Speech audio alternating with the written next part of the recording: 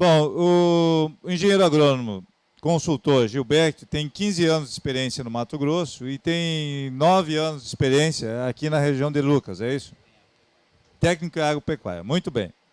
Nós estávamos discutindo os problemas que nós estamos enfrentando no plantio direto. E tu tinhas conversado comigo, Gilberto, essa preocupação de como é que foi a transição do preparo convencional para o plantio direto aqui nessa região. Tu poderia detalhar um pouquinho isso para nós? Boa tarde. Sem dúvida nenhuma. Espero que possa contribuir e falar de palhada, tendo Zé Eduardo aqui de Lucas do Rio Verde, na verdade é um privilégio e um desafio. Então, quando você fala... Perfeito. Quando você falar em palhada, rotação, Zé Eduardo é professor nisso aí, a gente se espelha muito do trabalho que ele faz. E, sem dúvida nenhuma, como nós havíamos falado, uma preocupação muito grande é quando você fala plantio direto. O que é plantio direto? A transição do convencional do plantio direto foi feito de que forma? Na plateia aqui está o colega da empresa, seu Laércio, com uma experiência de 30 anos na região, e é um desafio no dia a dia, justamente quando você fala o plantio direto com palha, sem palha, como é que eu estruturei o solo. Aí a gente volta um pouco para trás e a gente lembra que a gente fez a transição do convencional para o plantio direto num ano. Nós fizemos as nossas operações de correção na seca. Com que implemento? Nós fizemos a amostragem de solo 0 a 20, jogamos a lanço, e quando fizemos incorporado, conseguimos na seca fazer, dependendo do implemento que a gente tinha naquela época também, a 5 centímetros.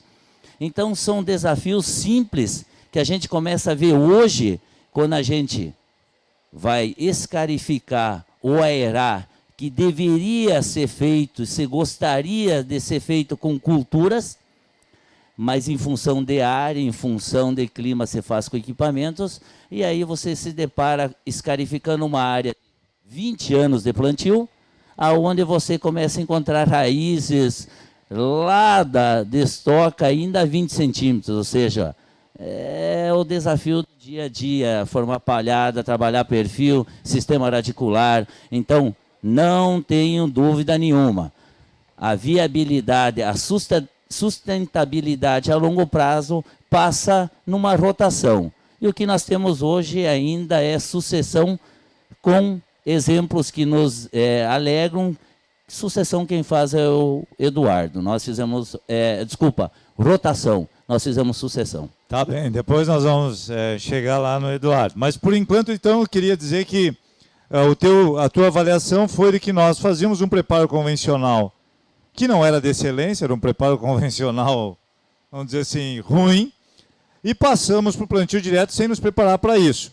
E nós estávamos discutindo que, aliado a isso, muitas vezes, com 10 dias de sol aqui na região, as culturas já começavam a sentir. Não tenha dúvida nenhuma, a transição também do convencional para o plantio direto não foi na velocidade que a gente está tendo nos últimos anos de ciclo de material. Então, no Mato Grosso, você plantar outubro, novembro, com ciclo de 140 dias, é uma realidade. Você ter o veranico para nós de 10, 15 dias, é normal. Isso é o Mato Grosso. Agora, você ter essa condição com um material plantado em setembro, com um ciclo de 110 dias, e você não ter uma cobertura ideal, e você fazer esse plantio sem um acumulado de água, é quase desumano. Aí nós vamos para a questão de plantas, aí eu estou sendo desumano com essa planta. Eu não estou sendo realista, esperando um potencial produtivo que a nossa região, que o nosso solo, que as bases genéticas e investimento nos proporciona. Ou seja, buscando, o que foi comentado há pouco, belíssimo exemplo de 8 mil vagens numa planta. E muitas vezes nós não conseguimos, e nós buscamos produzir 20 gramas numa planta. 10 plantas por metro, espaçamento de 50, são 200 mil plantas. Nós só precisamos produzir 20 gramas. Aí, de repente, alguém vai achar que é pouquíssimo, não, produz mais. quem conseguir fazer isso e produzir 20, é 4.000 quilos. Simples. Tira a planta, é mais 25. E aí, sem dúvida nenhuma, quando você vai para outras regiões, você pega lá no sul, ou mesmo na Bahia, o pessoal produzindo 80, 90, muitas vezes com o stand é menor que o nosso.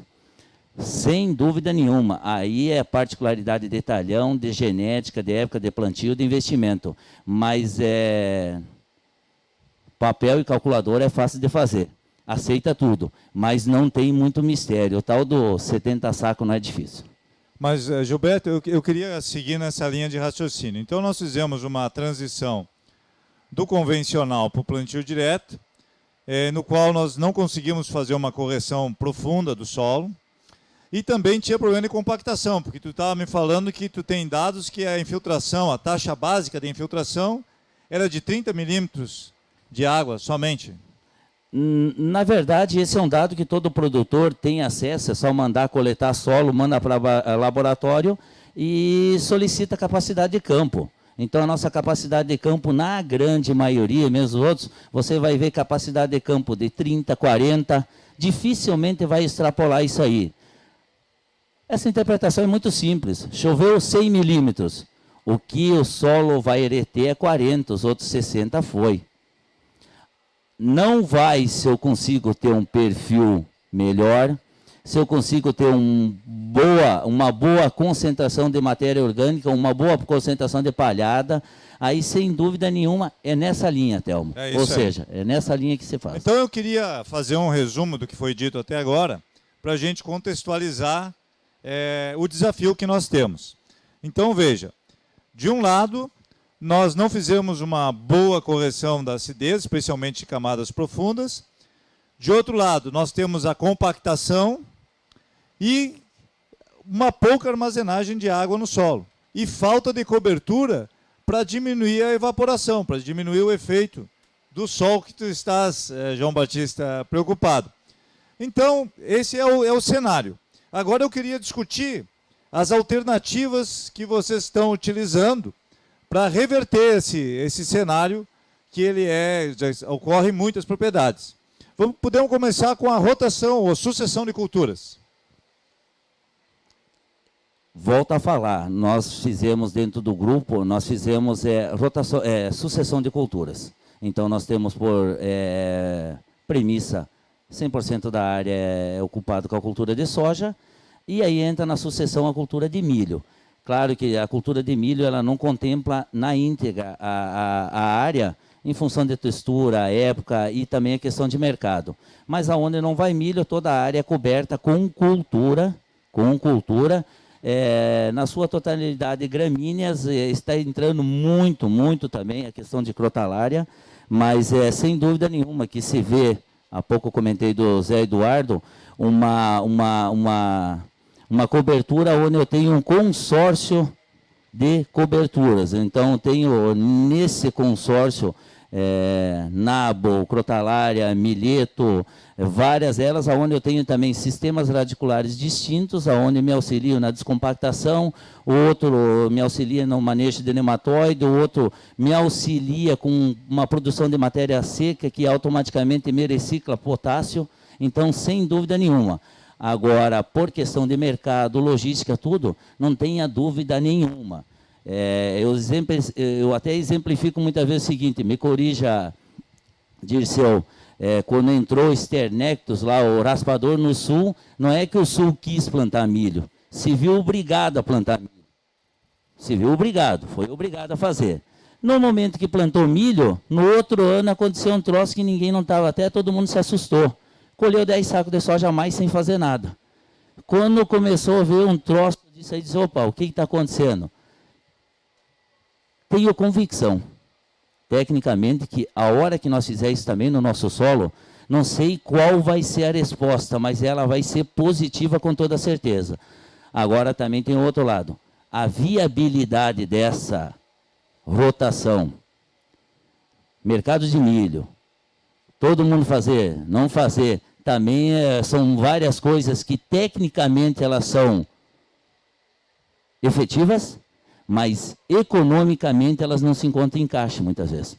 Então, diferente do que foi comentado, é o seguinte, eu preciso ter o encaixe técnico e o econômico, porque senão é o seguinte, não basta ser tecnicamente correto se o produtor se não manter na atividade. Então, é delicado, isso é penoso. Mas quanto por cento da área, então, que é de soja, você cultiva com milho na sucessão e quanto você deixa para revitalizar, para reestruturar o seu solo? O sonho era a gente poder revitalizar 1/3 da área. Mas, na verdade, o que acontece hoje, em função de mercado, se vai na cultura de milho de sucessão, onde se chega até 80% da área. Até 80% da área e os outros 20%, então, é destinado com crotalária, sorgo forrageiro e o mileto. Bom, eu gostaria de aprofundar nesses debates, eu tenho procurado descer um pouquinho no detalhe para que a gente possa ter uma compreensão do sistema. Você tem utilizado a adubação de sistema. Tu poderia detalhar para nós como é que vocês têm manejado a adubação de fósforo, potássio e enxofre? O seu Laércio está aí, me auxilia, me corrige aí, mas sem dúvida nenhuma começou a se entender como são 2 culturas ao ano.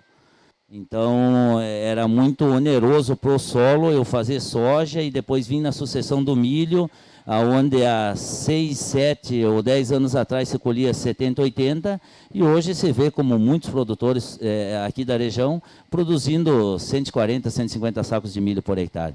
E aí tu começa a ir para uma relação de extração e exportação, onde tu começou a produzir grão, e a extração sai via grão, principalmente do fosfatado. O potássio, tu tem um milho, é uma ferramenta fantástica, porque ele recicla aí 80% aí do potássio que ele utiliza para a formação da matéria seca, mas com relação a fósforo também, acontece o que o Dirceu há pouco comentou. Tu começou a trabalhar com uns níveis um pouco mais altos, aonde se pensava, puta, está aumentando o custo. Não, eu estou aumentando o meu investimento. Então, o custo é você não ter retorno. A hora que você consegue trabalhar em investimento, mas isso também nós estamos falando, que há pouco você comentou, nós estamos falando de um universo de 9 milhões de hectares, isso que eu estou falando é específico por talhão. Então, faça as palavras do Dirceu aí, ó.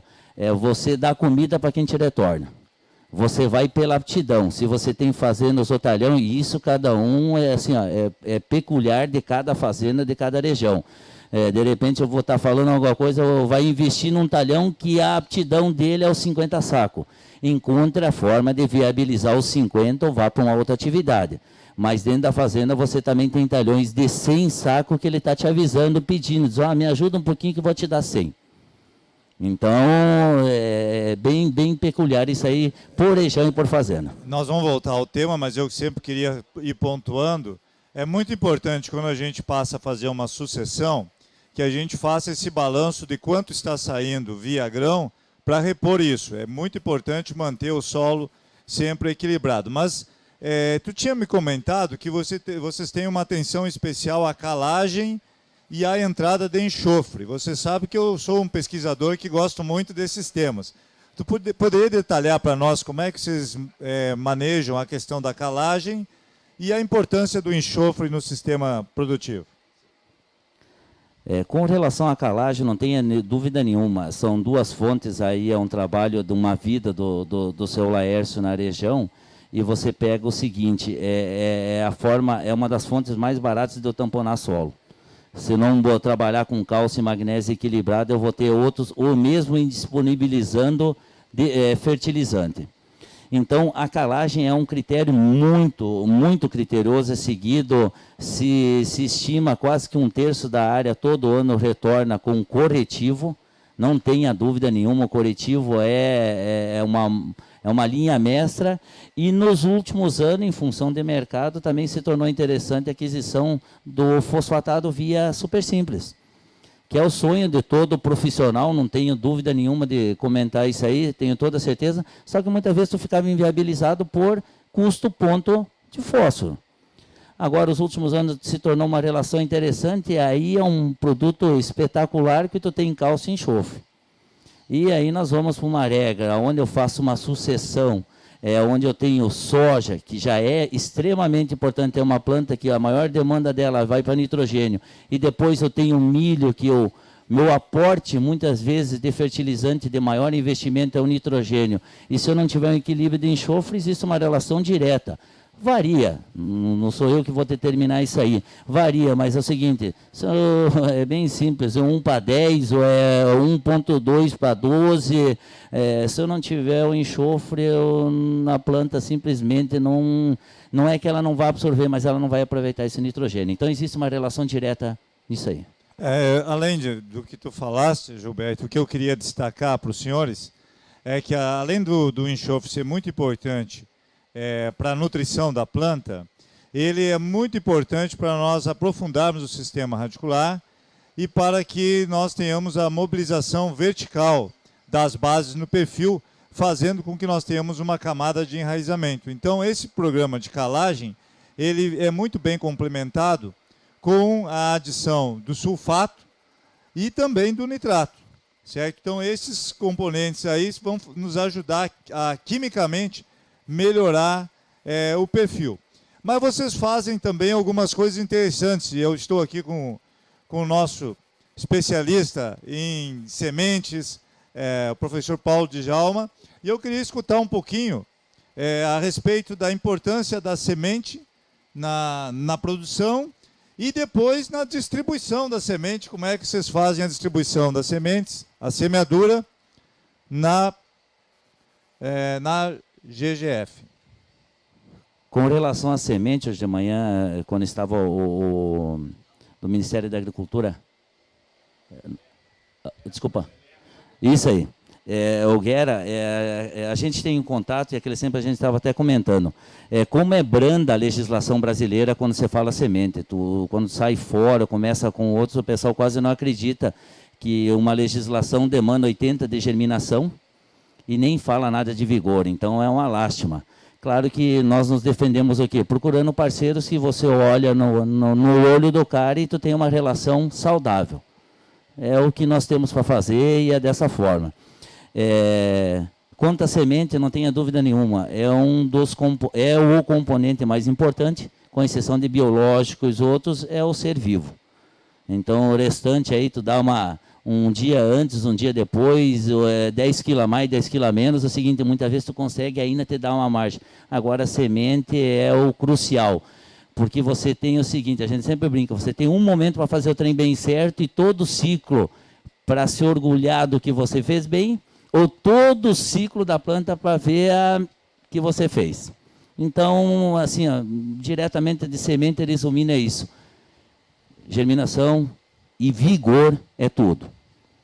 Na verdade, é o seguinte, como eu estou na intempérie de pegar um excesso de chuva, um veranico, se expressa mais ainda isso aí. Não tenha dúvida nenhuma. Quanto à distribuição, como são áreas grandes, e aí áreas grandes quando eu digo assim, para quem veio do sul falar em talhão de 400, 500, 600 hectares, você faz porque o que acontece? As máquinas são grandes, tu precisa otimizar isso aí. E aí uma questão bem simples que tem, o tal do mapa de textura de solo no bolso do talhão. Você tem um talhão com uma variabilidade muito grande, você tem talhões, no nosso caso, tem fazendas onde o talhão inicia com 45, 50 de textura e termina com 12. O mapa de textura tem que estar no bolso, porque ele que me direciona o sentido de plantio quando a topografia me possibilita. Na hora de comprar isso aí, um exemplo que nós estávamos comentando, 14 sementes, 14 plantas, porque não me importa a semente, me importa a planta colheita. Para eu fazer o cálculo, para o papel, a calculadora aceitar, eu preciso ter as 200 mil plantas no final. Porque senão eu tenho 20 gramas, mas eu só tenho 150. Não adianta. A questão da textura é muito importante no nosso caso, que é bem simples, porque se você, na textura alta, o teu percentual de perda é muito baixo, tu tem retenção de água, tu tem palhada, tudo. Quando tu vai para a textura de areia, teu percentual de perda é temperatura, tudo. Então, existe um ajuste no momento do plantio, aonde eu trabalho com 13, porque eu sei que eu não perco, ou vou perder uma, vou ficar com as 12, e tem aquele localzinho lá da textura 10, 12, que eu também utilizo ela, que de repente vai para 18. Mas o importante é no momento da colheita eu ter o stand que a cultivar se propõe e eu me propus para atingir os 70 sacos. João Batista, eu acho que esse é um momento importante, que nós estamos falando aqui do Mato Grosso, as áreas são grandes, as lavouras são grandes, e isso faz com que nós tenhamos maior variabilidade. E eu também, como pesquisador, me preocupo muito com a textura. Se você tem variação textural no seu solo, no seu talhão, isso muda muitas das práticas de manejo. E eu acho que, né, Paulo, essa questão de se preocupar aonde você tem maior risco de perder população e aonde você garante mais, isso é um ajuste fino, é agricultura de precisão e é procurar ajustar o momento da semeadura, que é um momento crítico, usando o máximo de informações. Então, acho que é uma informação importante, João Batista. Não, professor, é o seguinte, nós temos aí uma batalha aqui da comunicação. Perfeito. Porque você mergulhou, e eu tenho vários temas abrindo o nosso debate. Então, eu só vou fazer uma referência, que eu vou voltar a deixar o senhor continuar mergulhando, junto com aqui o Gilberto. Mas eu vou fazer uma referência às pessoas que estão mandando perguntas, para dizer para o senhor que tem muitas perguntas no pit stop. Muito então, ótimo. seja ágil. Perfeito. Entendeu a minha mensagem? Entendi. Muito bom. Então vamos lá. É assim, ó. O Edson Gotts, de Vitorino, Paraná, está perguntando, não vou ler a pergunta, senão você vai sair respondendo. Lucas Novaes, de Cuiabá. Marta Freitas, de Ariquemes. Fernando Sauer, de Ponta Porã, Rio Grande do Sul. E Camila Bermaschi, de Anápolis. Todas esperando as suas luzes, professor. Seja, então... Objetivo. E rápido. E rápido, Ou serei. Gilberto, tenho duas questões, então, que eu gostaria que você nos desse algumas informações e aí nós já vamos atender essas perguntas. Como é que você lida com essa questão quando o solo está muito compactado? Essa questão de melhorar a aeração do solo. Como é que vocês têm manejado? Em função da extensão de área, vai com implemento mecânico. Sem dúvida nenhuma que se tem alguns cuidados com relação a trabalhar com esse implemento em função da profundidade que ele vai trabalhar. Ou seja, da profundidade que eu pretendo aerar. Eu até, se o termo é correto ou não, me corrijam, mas é o seguinte, eu não subsolo, eu não revolvo o solo, eu simplesmente vou aerar ele. E aí cada talhão, por época de plantio, por textura, ele indica para você a profundidade que você precisa. Nós chamamos, a grosso modo, que tu tem uma terra crua embaixo, pela coloração isso já é um indicativo. Claro que daí nós estamos também no Mato Grosso, onde eu tenho um período de chuva, solo muito molhado e solo seco. Todos sabem que para conseguir descompactar, eu não quero cortar o solo, eu quero descompactar, eu preciso dar uma vibrada no solo. No período seco, com 25, 26 centímetros, eu consigo fazer o serviço. Quando eu vou para o solo mais úmido, eu precisaria afundar ele um pouco mais. Então, também fica restrito a janela de fazer essa operação. Agora, novamente, isso seria o serviço a longo prazo de culturas.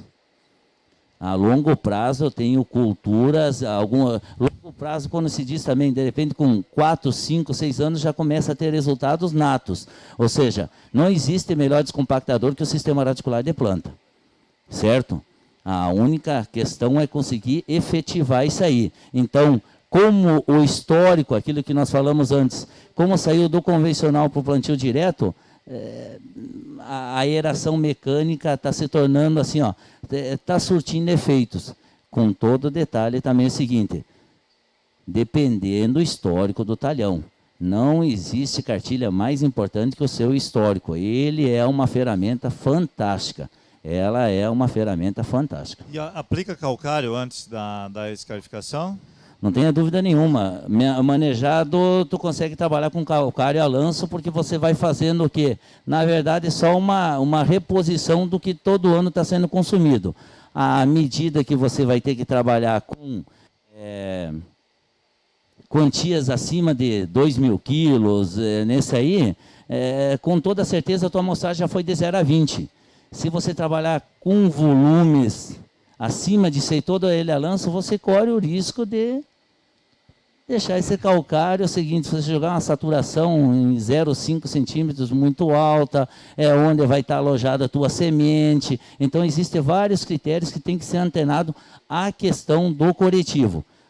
Novamente falando, se tu tiver que fazer um trabalho de 0 a 20, 0 a 25, provavelmente vai ter que trabalhar com doses de calcário. Se for fazer numa vez, todo técnico, todo agrônomo, todo produtor vai ter essa assessoria com relação a se demanda incorporar nesses 20, 25 centímetros. Então, é uma questão delicada, mas tem que ser avaliado com muito critério.